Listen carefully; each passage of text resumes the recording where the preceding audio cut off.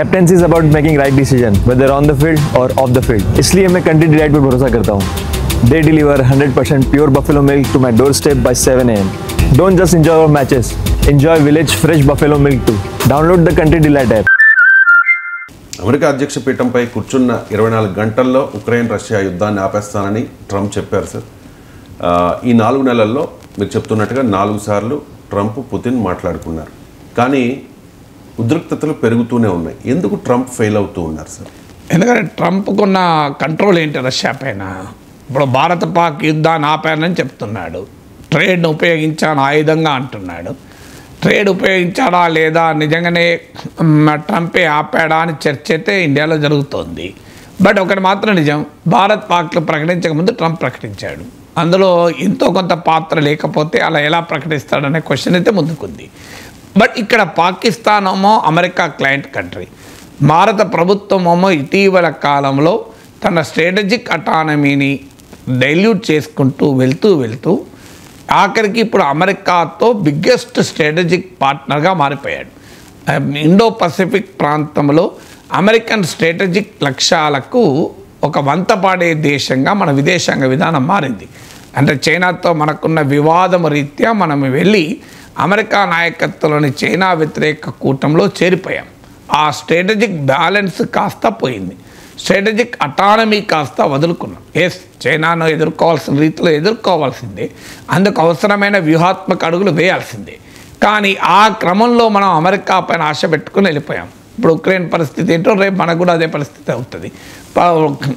ఇంత మనం అమెరికాకు వ్యూహాత్మకంగా ఉపయోగపడుతున్న అమెరికా ఏం చేసింది? మనకేం సపోర్ట్ చేయలేదు. మనను పాకిస్తాన్ ఒకే గంట కట్టింది. కానీ భారతదేశ వ్యూహాత్మక విధానంలో వచ్చిన మార్పు వల్ల ట్రంప్ ఈ ఎత్తుగడ, ఈ ఒత్తిడి చేయగలిగాడు. కానీ రష్యా విషయంలో అది కాదు కదా. అమెరికాతో పోటీ పడే దేశం రష్యా.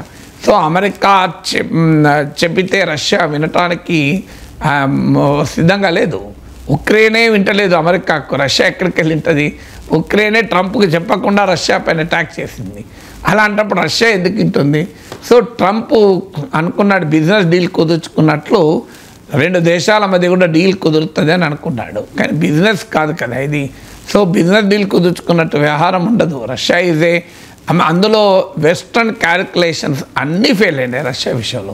వెస్ట్ ఏమనుకున్నది, అమెరికా కానీ యూరోప్ కానీ అనుకున్నది ఏంటంటే ఈ యుద్ధం మొదలు పెడితే రష్యా పైన మేము ఆంక్షలు విధిస్తాం, ఈ ఆంక్షల్లో రష్యన్ ఎకానమీ తలకిందులైపోతుంది అనుకున్నారు.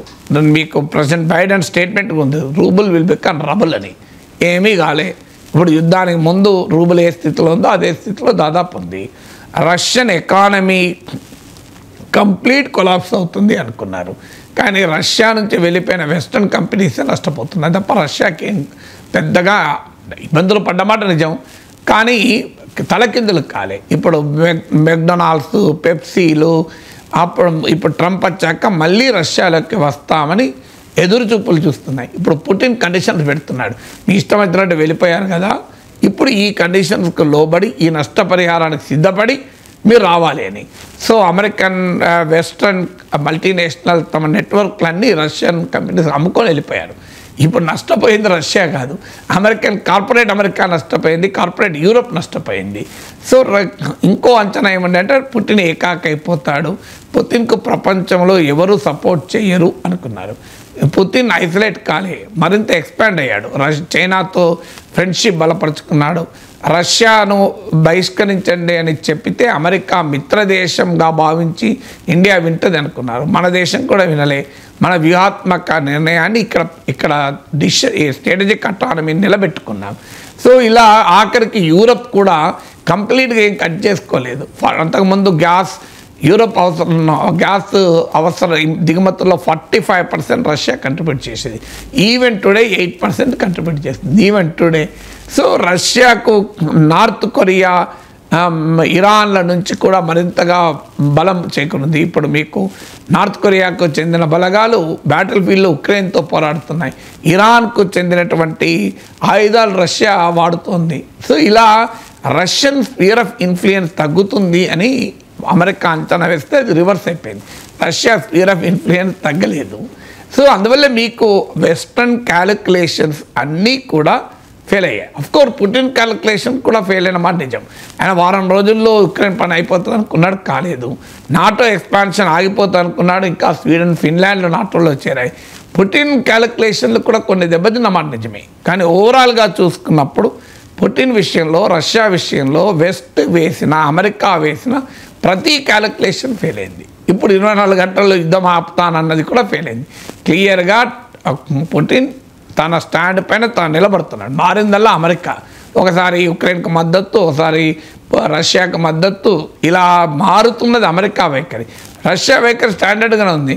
మీరు నాటో రష్యా పొలిమేరల దాకా ఎక్స్పాండ్ కాకూడదు, ఉక్రెయిన్ అనేది న్యూట్రల్ స్టేట్గా ఉండాలి, ఉక్రెయిన్లోని రష్యన్ ఆరిజిన్, రష్యన్ స్పీకింగ్ పాపులేషన్కు భద్రత ఉండాలి, ఇలా మా సెక్యూరిటీ కన్సర్న్స్, అందువల్ల మా రూట్స్ ఆఫ్ ద ప్రాబ్లం ఇవి అని ట్రంప్ పుటిన్ యుద్ధం ముందటి నుంచి చెప్తున్నాడు. దానిపైన నిలబడ్డాడు. మారింది, అటు ఇటు కదిలింది అమెరికా కదా.